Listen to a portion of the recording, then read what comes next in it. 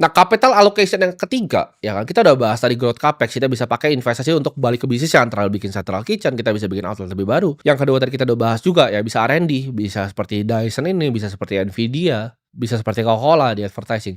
Yang ketiga adalah merger and acquisition, atau biasa disebutnya kalau orang-orang consulting tuh bilangnya M&A. Nah, ini adalah suatu capital allocation yang gua pribadi itu kurang suka, ya. Jadi gua kalau lihat perusahaan yang suka M&A ini gua biasanya hindarin. Karena M&A itu kebanyakan jadi capital distractor, ngancurin capitalnya dan ngancurin shareholder value. Contoh yang berhasil tuh Disney akuisisi Pixar di 2006. Ya, jadi M&A itu apa? Ketika ini ada perusahaan besar, ya, ini ada perusahaan besar lagi, mereka bisa merger. Atau ada perusahaan besar, lihat perusahaan yang kecil yang bisa jadi saingannya, atau yang bisa sinergi dalam bisnisnya, dia caplok untuk diakuisisi. Tapi dari sekian banyak yang berhasil nih sebenarnya dalam sejarah dunia ya, kebanyakan yang gagal melakukan M&A ini. Nggak banyak yang berhasil ya. Bisnis yang besar yang bisa retain shareholder value itu nggak banyak yang melakukan M&A secara konsisten dan berhasil terus. Contoh, banyak yang biasanya banyak gagalnya dulu baru justru berhasil. Microsoft tuh tahun 2013 dia akuisisi Nokia dan itu ya kita tahu lah gagal total.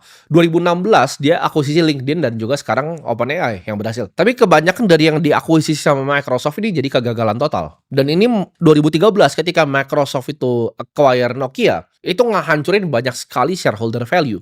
Dibanding dia melakukan yang keempat nanti yang gue membahas capital allocation ini. Jadi kalau tanya, lu prefer perusahaan yang seperti apa? Yang fokus di growth capex, R&D advertising, atau justru yang suka M&A? Gue akan jawab, gue suka perusahaan yang udah pasti, dia growth capexnya. Misalnya perusahaan seperti H&M, ya. Itu gue suka banget. Cepet banget. Ketika COVID malah, orang kan pada takut buka outlet. Tapi ketika COVID, dia lihat itu sewanya murah, dia hajar. Dar. Buka sehari satu. Gue suka tuh perusahaan yang seperti itu. Jadi preferensi pribadi gue biasanya avoid bisnis yang heavy-nya justru di M&A. Menurut gue tuh artinya biasa mereka tidak tahu apa yang sedang mereka lakukan dengan capitalnya.